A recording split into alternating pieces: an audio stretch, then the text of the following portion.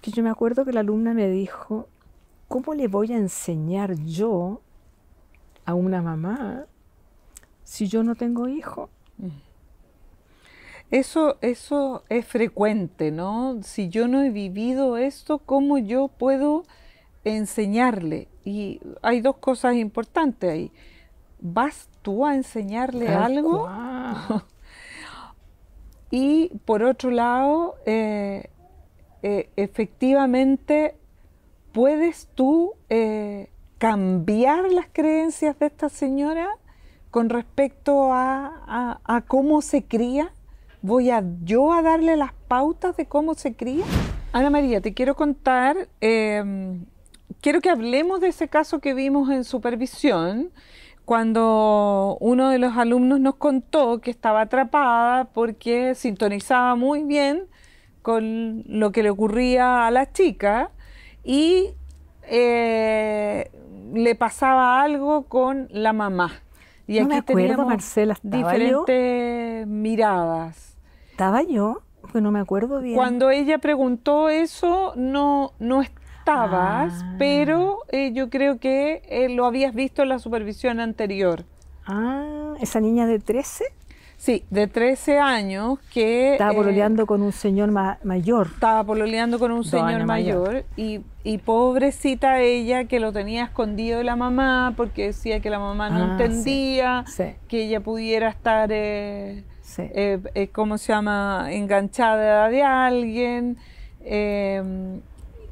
Y fue bien complejo porque de alguna manera la terapeuta se entrampaba en que le encontraba toda la razón como a la chica de que le gustara a alguien, de que no podía decirle a la mamá, de que la mamá no la dejaba salir, de que tenía muy poco permiso, de que tenía acotado los tiempos también para compartir con sus compañeros. Entonces, recuerdo que tú le sugeriste en supervisión de que tuviera una sesión con la mamá para que pudiera... ¿cómo se llama? Ver a la madre, ver qué le pasaba a la madre, ver cómo vivía la madre, ver cuáles eran las dificultades de la madre. Y ahí nos encontramos con una madre que cría sola a su hija mientras trabaja y que hay un padre que aparece esporádicamente, no es una visita regular, y que cuando aparecen esporádicamente la niña tiene permiso para salir, para ir a todos lados, para juntarse con quien quiera. O sea, el padre es buena persona, permisivo. El padre es buena onda, la madre es la mala de la película. Y la terapeuta ve esa mirada de madre mala, padre bueno, niña no pudiendo hacer su vida adolescente. Esa es la mirada del terapeuta. Entonces, ¿cómo hacemos para ayudar a esta terapeuta a poder mirar otras perspectivas? Y por algo tú la mandaste a tener una sesión con la mamá. ¿Qué estabas pensando en ese momento, Ana María? Estaba pensando, Marcela, que parece tan re fácil. Pero cuando uno está en terapia, inevitablemente se casa con alguna mirada, ¿no es cierto? Entonces lo que yo estaba pensando es, ¿cómo hacía esta mamá, que tenía como 40, esa es la señora, ¿no es cierto? Que tenía como 40. Sí. Cuando escucha que tiene una hija que necesita controlar de alguna manera porque está en una época compleja, y se da cuenta que está pololeando, y además está pololeando con un señor mayor, que era 2 años mayor o 3 años mayor porque estaba en un curso superior. ¿Quién es esa señora? ¿Cómo lo hace? ¿Cómo lo hace para controlar a un adolescente que está metida en las redes sociales, que está metida en el colegio, que tiene demasiadas exigencias? Y que esa edad es una edad compleja, porque los 13 años, de pronto las amigas que uno traía empiezan a tener formas de comportarse distintas. Entonces, claro, la mamá decía, ella se junta con las que más se pintan, con las que más quieren salir, y sus amigas anteriores como que la dejó botada. Entonces, esa parte como que cuesta mirarla, ¿no? Fíjate que yo creo que a los psicólogos y a los terapeutas a veces se nos olvida la psicología del desarrollo, por llamarla de alguna manera. O sea, Piaget, a mucha gente no le gusta, puede ser, pero tiene razón, a los 13 años está recién el pensamiento formal, o sea, se están de alguna manera estableciendo otras redes neuronales, otras formas, que son distintas. Hay personas, por ejemplo, hay niñitas que menstruan a los 10, a los 11, otras a los 14. Entonces, todo eso como que no se considerara, como que se creyera que una niñita, que es una niñita de 13 años, es una niñita todavía. Cuesta mucho para la mamá verla que se está transformando en mujer. No sabe cómo hacerlo. De estas cosas no se saben. Entonces, ¿en qué estaba pensando yo cuando le dije a la alumna, anda a conversar con la mamá, para que viéramos juntas qué es lo que la mamá no está viendo? ¿Qué es la necesidad de la niña que no estaba viendo? Eso es lo que yo pensé, cómo abrirle el mundo de lo que significa tener una hija hoy de 13 años, donde esta cosa de las redes sociales, pareciera que todas las otras lo pasan maravilloso y ella no, parece que las otras tienen permiso y ella no. Entonces estaba pensando en eso, Marcela, estaba pensando en escuchar a esta mamá, porque yo me acuerdo que la alumna me dijo, ¿cómo le voy a enseñar yo a una mamá si yo no tengo hijo? Eso es frecuente, ¿no? Si yo no he vivido esto, ¿cómo yo puedo enseñarle? Y hay dos cosas importantes ahí. ¿Vas tú a enseñarle algo? Y por otro lado, efectivamente, ¿puedes tú cambiar las creencias de esta señora con respecto a cómo se cría? ¿Voy yo a darle las pautas de cómo se cría? Entonces creo que cuando tú abres esa posibilidad de conversar con la mamá, también abres el poder comprender qué moviliza a la madre. Una madre que trabaja, que está sola criando, con todo lo que empieza a ocurrir a esa edad, como dices tú, empezamos a probar, a empezar a parecer de otra manera, entonces queremos pintarnos más, o queremos pintarnos menos, o queremos tener más amigos, o queremos... Todo lo que ocurre en ese tiempo, y entonces empezar a comprender qué significa también para la madre, cuál es la emocionalidad de esa madre. No necesitamos ser madre para eso. Necesitamos solo sintonizar con el susto, con el estado emocional que para ella es miedo, susto. ¿Cómo controlo a mi hija?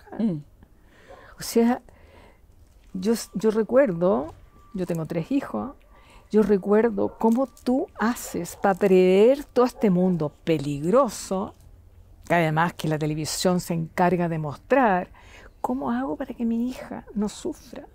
No lo pase mal. No lo pase si mal. Está a qué edad le doy permiso para que se tome una cerveza, no se tome la cerveza, le doy permiso, no le doy permiso, todos sus compañeros fuman, ella no fuma, entonces le sigo prohibiendo. ¿Qué hago? ¿Qué hago? ¿Cómo lo hago? Más que qué hago, ¿cómo lo hago? ¿Cómo lo hago? Y quizá esto es difícil porque tiene que ver con la realidad de cada uno, y por eso es tan importante ir a mirar a esta mamá con sus miedos, con sus dificultades, con qué está pasando a ella y qué quiere hacer. Entonces, me acuerdo que esta terapeuta se atrapó en algún momento porque la chica le había contado que pololeaba con este 2, 3 años mayor. Señor mayor. Y la mamá no lo sabía, después lo supo la mamá. Entonces la terapeuta estaba ahí con esto de ¿qué hago? Con esto que la mamá no sabe, pero cuando sepa qué va a pasar, cómo comprendemos, cómo trabajo esto. Bueno, y finalmente cuando la mamá supo todo lo que ocurría, la castigó sin celular y sin salir durante 2 o 3 meses. Claro, no se le ocurrió otro castigo. O sea, ¿cómo hago para poder prever? Porque el control tiene que ver con prever que mi hija no lo pase mal. Como si uno pudiese prever lo que va a ocurrir en este mundo que es impredecible. Y que las experiencias se aprenden experienciando. Tú no puedes prever que no lo pase mal, que el pololo no la deje, que la amiga no tenga ganas de no sé qué. ¿Cómo prevés eso? Ella tiene que tener la confianza de la mamá, que eso es lo que pareciera ser que fue lo que trabajamos, cómo crear las condiciones para que el adolescente pueda confiar que la mamá la va a entender. Y ahí te acuerdas que nosotros trabajamos mucho esto de las generaciones. Para una persona de 40 años no es tan fácil el mundo de las redes sociales. Pero un adolescente, ¿cómo vive sin las redes sociales? ¿Cómo vive sin la inmediatez que significa el celular? O sea, quitarle el celular es quitarle el mundo social. Y a eso le sumas que la deja sin salir, entonces la deja fuera de todo este... Fuera del mundo. Fuera del mundo. Pero este papá le permitía todo ese mundo. Entonces tenía esos pequeños recreos y así sobrevivió un tiempo esta niña. Pero lo que se necesitaba de alguna manera es cómo esta mirada de la madre y esta mirada de la hija se conocen y se apoyan o se colaboran en, ok, tú tienes miedo a qué, cómo lo hacemos. Cómo lo enfrentamos juntas. Cómo juntas podemos enfrentar la difícil época que estás viviendo. Donde hay 2 noticias. La primera noticia es que vas a pasarlo mal, los adolescentes siempre lo hemos pasado mal en la vida. Qué sé yo, no te gusta la rodilla, no te gusta tu porte, no te gusta el color de los ojos, qué sé yo qué. Esa es la mala noticia. La buena noticia es que uno va aprendiendo y pasa. Entonces, ¿cómo hacer que la madre acepte el mundo experiencial de su hija y la pueda acompañar en el proceso? Me acuerdo que en ese caso parece que lo que hicimos fue, no estoy segura, Marcela, que fue la confianza, que se gane la confianza de la hija. Que la hija se ganara la confianza a la madre. Sí, la confianza mutua, parece que eso fue lo que trabajamos. Eso fue lo que se intentó trabajar y que fue facilitándose en la conversación entre la mamá y la hija y se pudo ir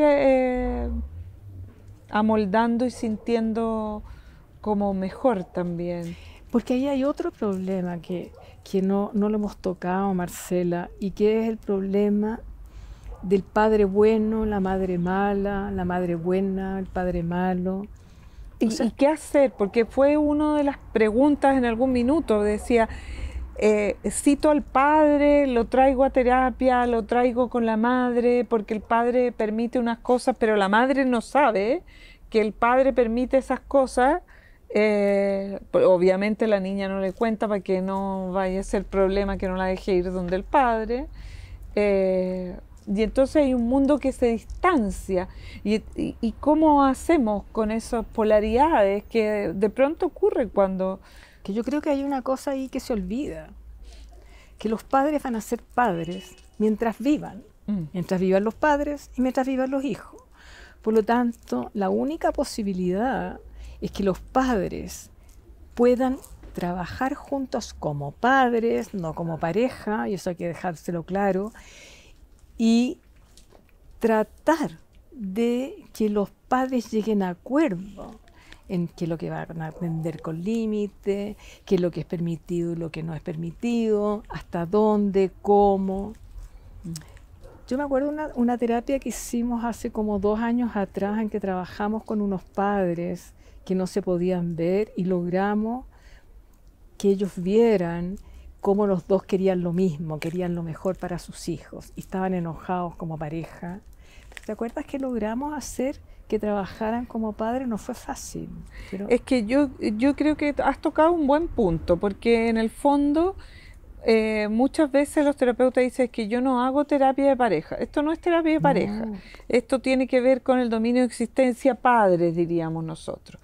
Y dentro del dominio de existencia padre, ¿cómo hago para que se ponga de acuerdo señor tanto que está enrabiado con señora tanto? Entonces apenas se ponen de acuerdo para que él vea a la niña o se ponen de acuerdo directamente con los hijos y la madre no tiene nada que ver.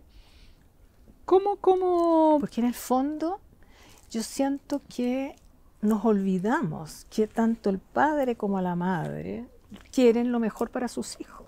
Entonces, cuando logran aceptar, estamos juntos en esto, ¿cómo lo hacemos para criar en esta época tan compleja? Yo agradezco no tener hijos, que estar criando no en estar esta criando, época. solo ser abuela, porque es muy complejo. Hay que lograr de alguna manera que los padres vean que los dos quieren lo mejor para sus hijos. Eso es otra forma de buscar una mirada conjunta común de los padres. Pero ¿qué ocurre, Ana María, por ejemplo, en ese mismo caso que tú dices, en que el caballero todavía estaba pegado con ella porque ella le había sido infiel?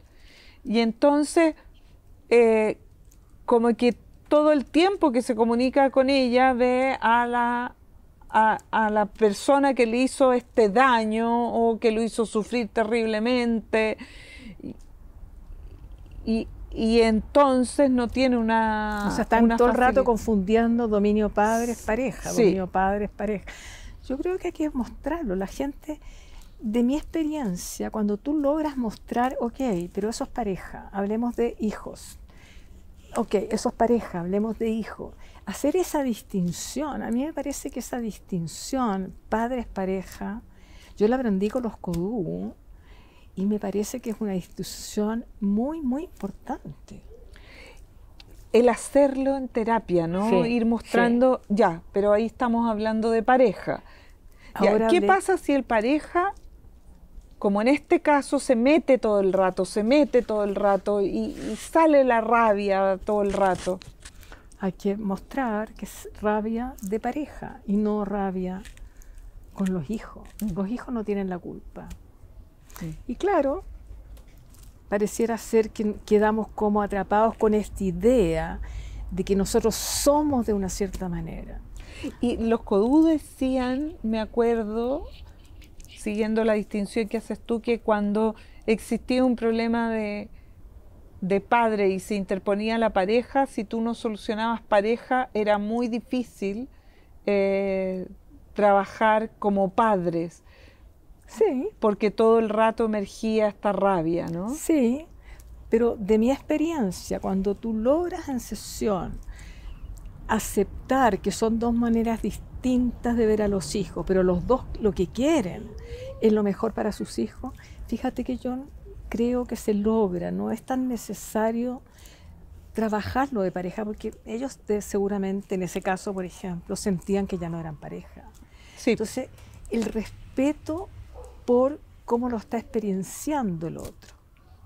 Y yo creo que estar todo el rato, a ver, sí, pero eso es pareja, es una sesión entera tal vez, demostrar que sí, porque esa idea de que nosotros somos como un ladrillo para todo, ha complicado mucho la vida. Por eso Yo hice un video hace poco que ¿somos o estamos siendo? Yo creo que nosotros siempre estamos siendo, siempre podemos cambiar, siempre podemos ver otras aristas, otras formas de ver una experiencia, no como que ella es una tal por cual o él es un tal por cual. Sí, es una tal por cual para eso, pero para otra cosa no. ¿Y te acuerdas que en este caso, cuando fui mostrando esta distinción de esos parejas, él dice en algún minuto, parece ser que yo no tengo resuelto el tema de pareja y tengo mucha rabia todavía,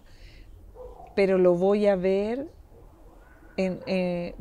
como que lo voy a ver en otro espacio? O sea, acoger la rabia de él fue parte importantísima en esa manera de entender. Entonces, cuando tú me preguntas por qué la mandaste a ver a la mamá, era para eso. Porque no son dos enemigos. Se ven como enemigos, como padres. No son enemigos. Están en lo mismo. Están en lo mismo. ¿Cómo lo hacemos de la mejor manera? Es muy complejo, es muy complejo. Yo siento que la distinción que hizo Humberto Maturana de dominios de existencia no ha sido suficientemente validada o valorada. Yo lo trato de hacer las veces que puedo, porque son construcciones distintas.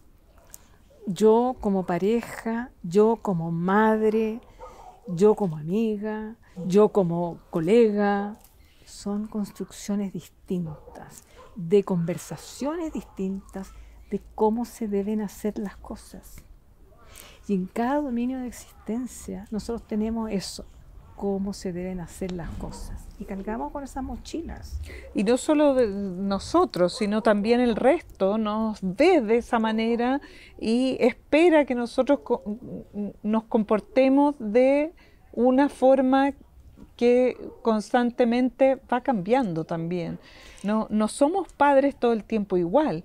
De hecho, esta misma mamá ahora con la adolescencia se transformó, ¿no? Claro. Y fue adquiriendo otras formas de estar con su hija que ni siquiera las pensaba. O sea, la profecía autocumplida. Como me ven, me comporto.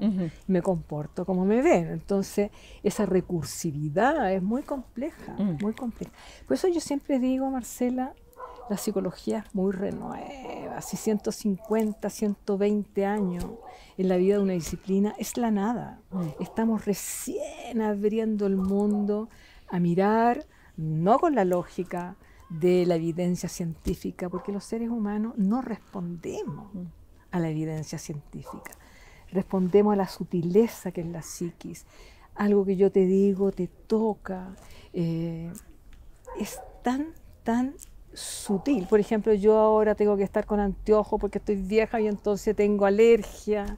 Y entonces no debía haber estado con anteojos, pero yo no quiero tener lágrimas todo el rato. Pues. Entonces, es sutil. Pareciera ser a lo mejor una falta de respeto, pero me estoy respetando yo. Y ese matiz es lo que enseñamos a trabajar en el postítulo. ¿Enseñamos o acompañamos? Acompañamos a que vayan descubriendo los terapeutas en el postítulo de dialógica narrativa, porque es tan sutil que si no lo preguntas, no abres la distinción, das por obvio, ¿cierto? Tantas cosas que nosotros de pronto, nos dijo tal, y asumimos que tiene el mismo significado para cada uno, y no es tan igual el significado. Tal cual. Esta es una profesión que está recién abriéndose a una forma distinta de mirar a los seres humanos. ¿Cierto? Porque cambiando las conversaciones. Y por lo tanto cambiando los haceres. De pronto cuando nos preguntan en supervisión, bueno, ¿y podemos juntar al papá con la mamá si son separados? No sé si hay una forma de hacerlo. Este papá con esta mamá o este papá que está enrabiado y le tiene una demanda y tiene no sé qué, no sé si es el minuto porque sigue la demanda en curso. El caso no es caso, es persona, convivencia, con sutilezas, como dices tú, que si nosotros no las conocemos, no podemos hablar en general de lo que se hace con los padres separados o con las adolescentes.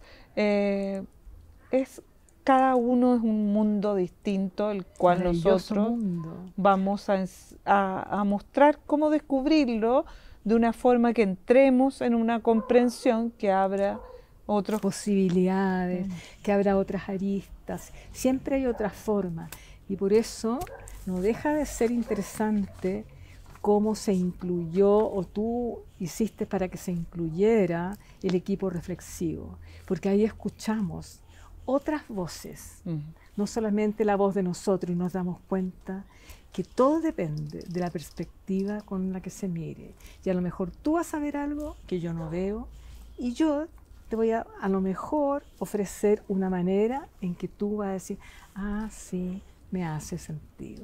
Los terapeutas cuando entran dicen, ¿qué voy a decir yo? Así como si tuvieran que tener mucha teoría o mucho conocimiento detrás, pero todos tenemos algo que nos pasa y que nos va ocurriendo cuando escuchamos a alguien. Y esa idea, a veces se sorprenden también de ver que su idea fue valorada más que la de la profesora, que también opinó en el equipo reflexivo y que fue, ¿cómo se llama?, su idea más importante para el consultante y la tomó como algo que lo iba a llevar a la práctica o que le hacía sentido o que quería avanzar en eso. Porque en el fondo uno cree que la experiencia, porque uno la relata, cuenta un hecho, como si la experiencia hubiese sido así. Entonces llegué a tal hora, hice tal cosa, como si fuera secuenciado. Y la vida no es secuenciada. De repente, no sé, pasó el avión, hubo que parar la conversación porque el avión hizo ruido. O sea, siempre pasan cosas. Y el otro puede mirar aquellas aristas que yo no estoy viendo.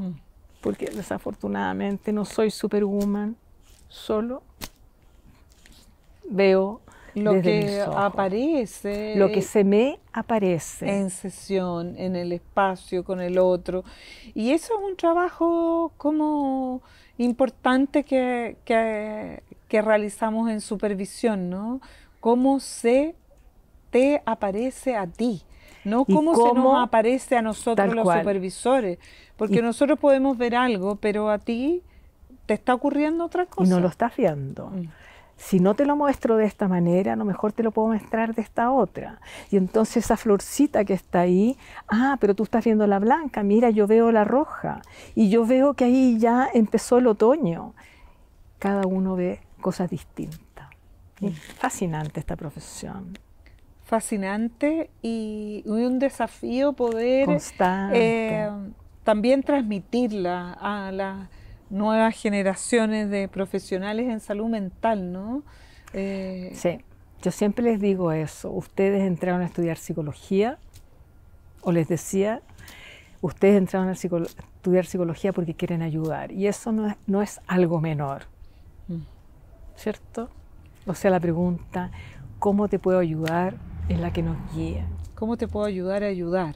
Tal cual. Y por eso me gusta tanto este lugar que tenemos, porque al final es exponencial lo que ocurre, ¿no? No sé si es exponencial, pero sí siento que a nosotros nos deja tranquilos ver que se cambia la mirada a esta estigmatización que tiene un TEA, que tiene limítrofe, que tiene una depresión, y con eso cerramos en vez de abrir la posibilidad de, mira qué interesante, como ser limítrofe, o eso que te llaman limítrofe, te da un movimiento constante, eres capaz de enfrentar cosas, ¿no es cierto?, en vez de estigmatizarte, ¿cierto?